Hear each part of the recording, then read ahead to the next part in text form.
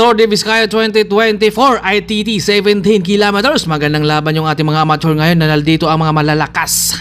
At nandito si Dave Emanuel ngayon, isang mountain biker. Kaya abangan natin kung paano kaya siya umahon ngayon dito sa kanyang ITT. Dahil madalas natin nakikita si Dave ay sa MTB at ngayon nandito sa RB. At first time siguro itong lumaro ng ganito kahabang race dahil 16s tayo. At Kamingaw Brothers, kilala talaga ang mga Kamingaw na malakas. Si Antonio Russ, Yannick Reyes ng Team Salting at mga Team Batang Waray.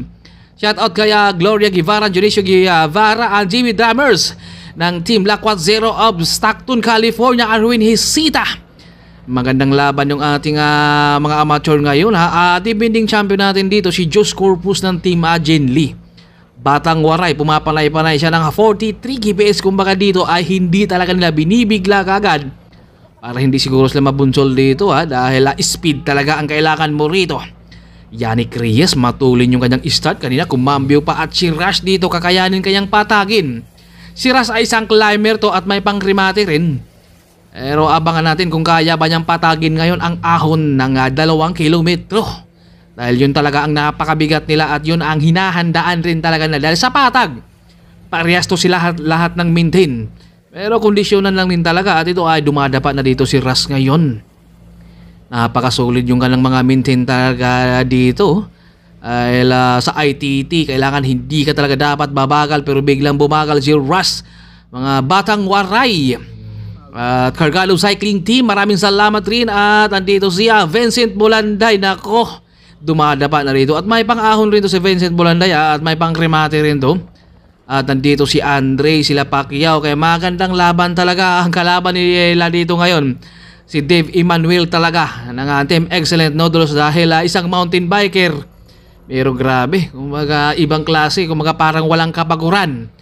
At nandito si Vincent Bulanday, si Totoy naman ang Team Excellent Noodles. Nakahubad na siya rito, makarandrogi na rin, gaya rin siya rito. At nandito si Idol, si Dri Yodor, ayan ang standard.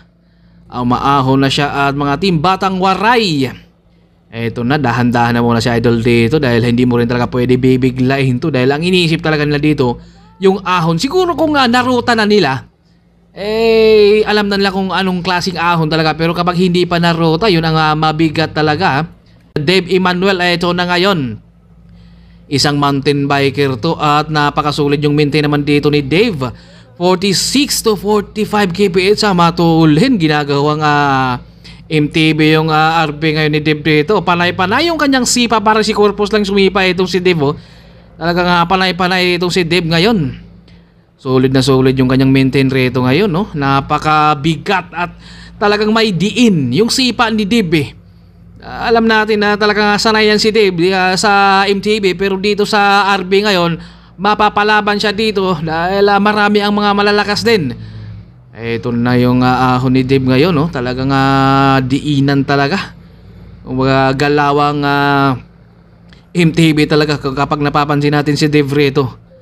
46, 45 talaga yung maintain niya rito. Ito, dumadapa na siya rito, kailangan talaga niyang tiisin to. At ang sabi nga niya ay ensayo lang daw talaga. Kumbaga sipag lang sa ensayo.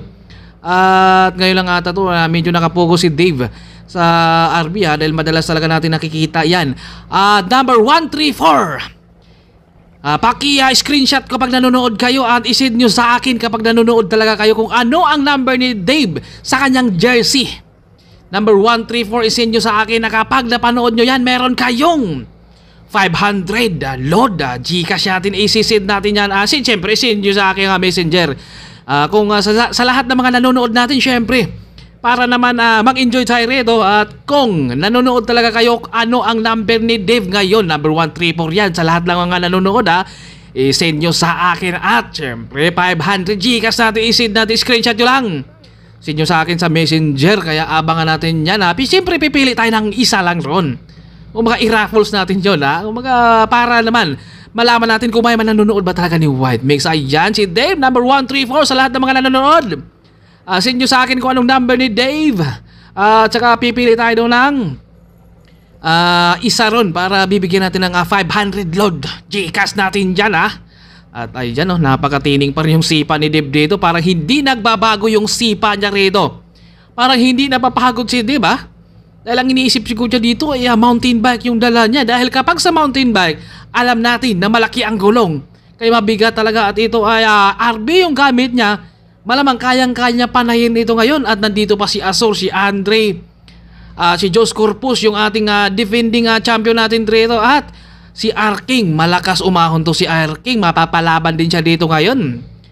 At ito ay 38. Medyo hindi binibigla rito ni Arking yung kanyang ahon, ha. Dahil tinitipid siguro niya dito. Dahil yung ahon talaga 36. Mabagal si Arking dito, ha. Siyempre ito kondisyonan na rin talaga yung laro rin.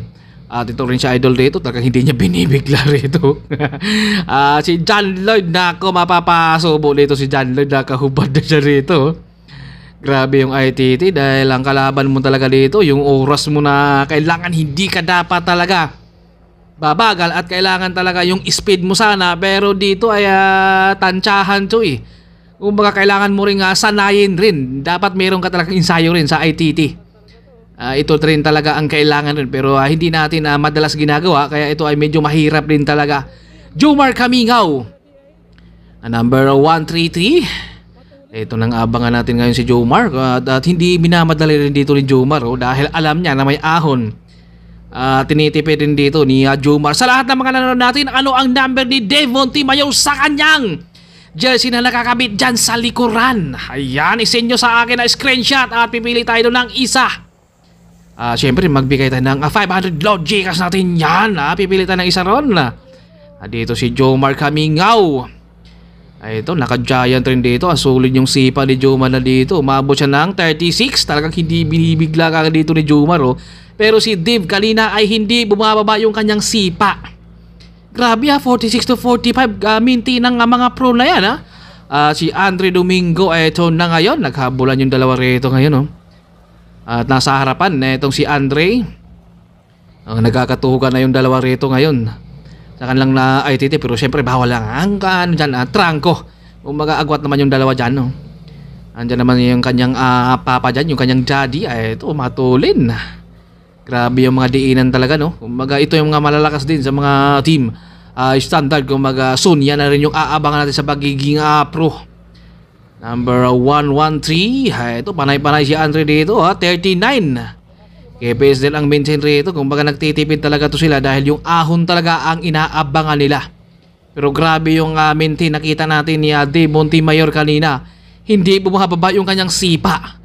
Kumbaga panay-panay lang. At nandito mga team Batang Waray. Sayang wala dito si Angel. At nandito si Idol number 93. Mabigat na kalaban talaga kapag sa ITT. Kailangan mo rin talaga ay meron kang ensayo rito.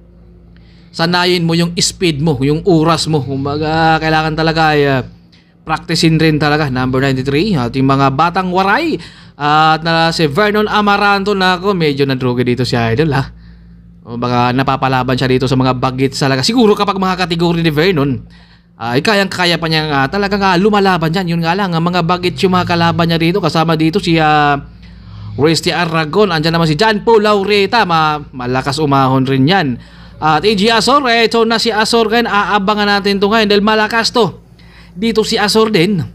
Ay mapapalaban siya rito ngayon, no? 38 at umaangat na dito si Azor, ha. Talagang kailangang mausad na sila rito at wala tayong nakikita dyan.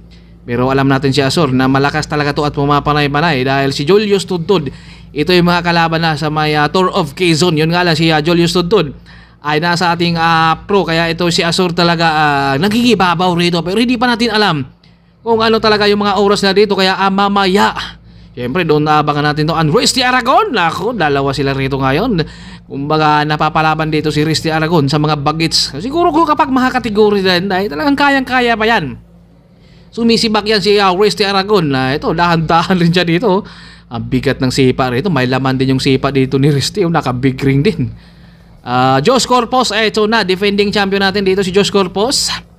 Matulin, 42 to 43. Mukhang parehas sila ng speed rito.